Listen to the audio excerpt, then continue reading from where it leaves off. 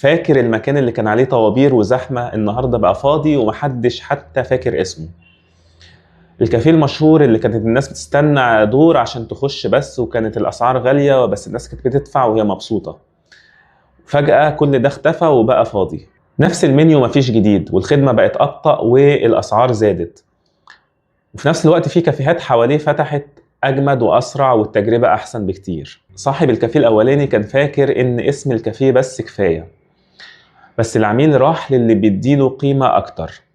المشروع ما فشلش فجأة، ولكن العميل اتسحب واحدة واحدة لحد ما المشروع فشل. نجاح عمره ما كان ضمان، ولكن ممكن تكون مرحلة مؤقتة، وده لو ما طورتش من نفسك السوق ممكن يمشي ويسيبك. خد بالك، مش أقوى واحد هو اللي بيكسب، ولكن أذكى واحد هو اللي بيكمل. لو عايز تعرف معلومات أو أفكار عن البيزنس، التسويق والبيع، هتلاقيها هنا بس على قناة بيزنس على السريع. تابعنا واشترك في القناة وهيوصلك كل جديد، وخليك دايما سابق بخطوة.